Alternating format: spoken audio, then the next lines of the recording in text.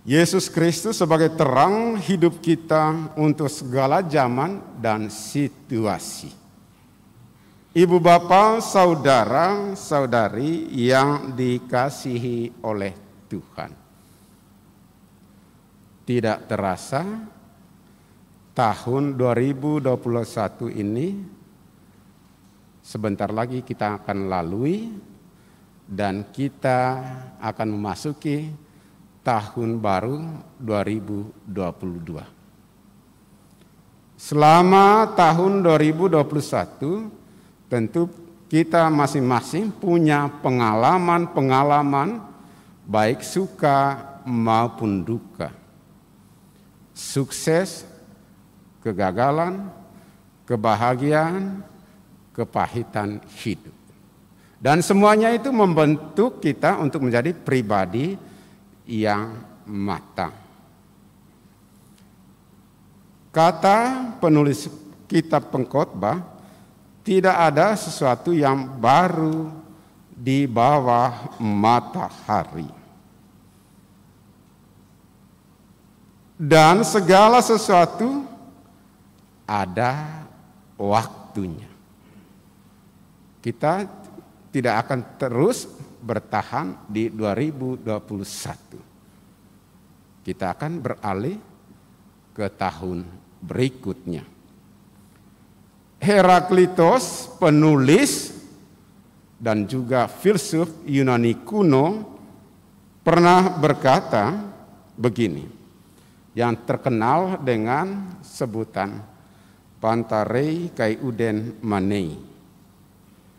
Semuanya mengalir dan tidak ada sesuatu pun yang tinggal tetap di bawah kolong langit ini. Lebih lanjut dia mengatakan, yang tetap adalah perubahan. Apakah perubahan itu ke arah yang lebih baik atau ke arah yang lebih jahat? Itu sangat tergantung bagaimana kita mengelola hidup itu.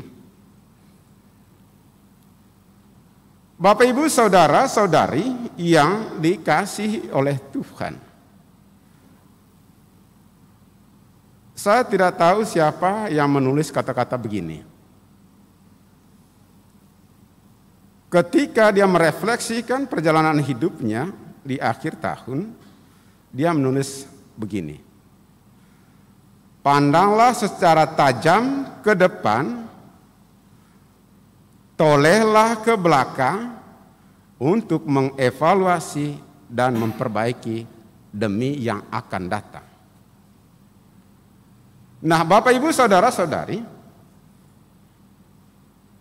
tidak semua kita dibentuk dari pengalaman-pengalaman yang indah menjadi pribadi yang matang. Kita semua kadang dibentuk, mungkin kalau dikalkulasi mungkin lebih banyak dukanya daripada sukanya. Tetapi bagi kita yang beriman kepada Kristus, sabda Allah yang telah menjadi manusia itu, kita percaya bahwa kita tidak sendirian dalam menghadapi pelbagai situasi-situasi kehidupan kita. Ketika kita mengalami kesuksesan, kebahagiaan, roh yang bekerja dalam diri kita menggerakkan kita untuk mengucap syukur kepada Allah. Ketika kita dihadapkan pada suatu situasi yang sulit, roh yang bekerja di dalam hati kita, yang diam di dalam hati kita, dia akan mendorong kita untuk kuat menghadapinya dan tidak akan merasa putus asa. Berkali-kali di sini saya mengatakan, beriman bukan berarti lepas dari tantangan. Beriman supaya kita mampu menghadapi pelbagai tantangan hidup. Karena kita ini rapuh. Karena kita menyadari kita rapuh, bukan orang yang sempurna, maka suka duka itu kadang-kadang datang silih berganti. tetapi karena kita mengimani Allah yang sudah bersabda, "Aku akan menyertai kamu sampai akhir zaman, dan aku tidak akan meninggalkan kamu sebagai yatim piatu." Melalui Roh-Nya, Allah Bapa, Allah Putra itu senantiasa membimbing, meneguhkan, dan mengarahkan hidup kita. Penulis Injil Yohanes dalam prolog yang barusan kita dengar tadi. Dalam Yohanes 1 ayat 1 sampai 18 itu dikemukakan identitas Yesus itu sendiri dan apa tugasnya. Bahwa Dia itu Allah yang karena kasih Allah kepada manusia, Allah mengorbankannya untuk menjadi manusia, merendahkan dirinya menjadi manusia seperti kita kecuali dalam hal dosa, tinggal di tengah-tengah kita, mengalami suka duka kehidupan kita. Dalam ayat 4 sampai ayat 5 dikatakan, dalam Dia ada hidup, dan hidup itu adalah terang bagi manusia. Terang itu bercahaya di dalam kegelapan, tetapi kegelapan tidak mengenalnya, tidak menguasainya.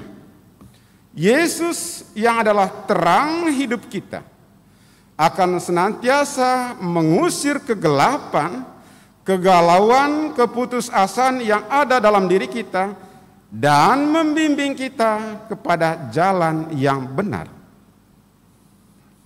Dialah sukacita, harapan kita, impian kita dikala kita mengalami kegagalan dalam hidup ini. Dikala kita mengalami penderitaan, dikala kita mengalami keputusasaan karena pelbagai sebab. Dia akan menguatkan kita dan memberikan semangat solusi dari setiap permasalahan yang kita hadapi. Singkatnya, Ia adalah Sang Juru Selamat bagi kita. Kendati kita berkali-kali mengingkari Dia tidak akan pernah mengingkari untuk tidak mengasihi kita. Rasul Paulus dalam suratnya dikatakan, di mana dosa bertambah, di situ rahmat berlimpah. Tidak berarti mari kita ramai-ramai berbuat dosa supaya rahmat berlimpah. Bukan itu maksudnya. Maksudnya bahwa dosa itu yang kita lakukan karena kelemahan yang kita miliki tidak akan memudarkan, menghalangi kasih Allah atas diri kita. Kalau Allah tidak mengasihi kita, takkan mungkin Dia akan mengorbankan putranya akan menjadi manusia. Tetapi sejak Allah menciptakan manusia, Allah sudah memutuskan untuk terus mengasihi kita karena kita adalah citra wajah-Nya. Karena itu dalam kisah penciptaan kita menjadi mahkota dari seluruh ciptaan. Bahkan lebih hebat lagi, Allah memberikan kuasa wewenang kepada kita untuk mengelola segala ciptaan yang lain. Karena kita adalah citra wajah-Nya. Nah, Bapak, Ibu, Saudara, Saudari yang dikasihi Tuhan. Hidup kita arahnya ke depan, bukan ke belakang.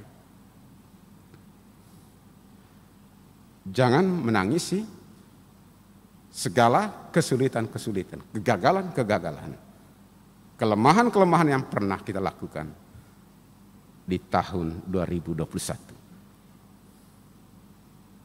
Pengalaman itu hendaknya memampukan kita untuk mengolahnya agar kita menjadi pribadi yang lebih bermatang lagi, menjadi pribadi yang dikehendaki oleh Allah.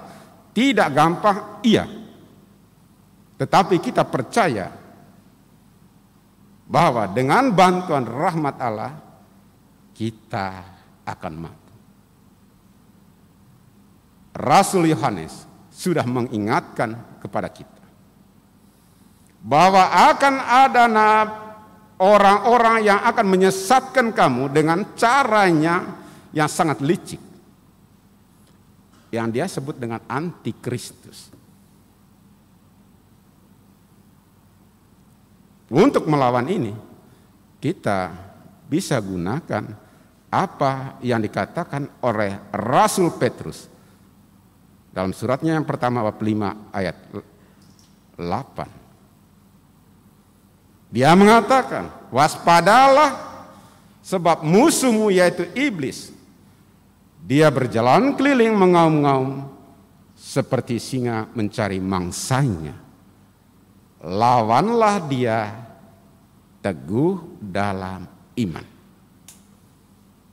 Ibu bapak saudara-saudari, sebentar lagi kita akan memasuki tahun baru 1 Januari 2022. Mari kita menatap ke depan dalam terang iman akan Yesus Kristus.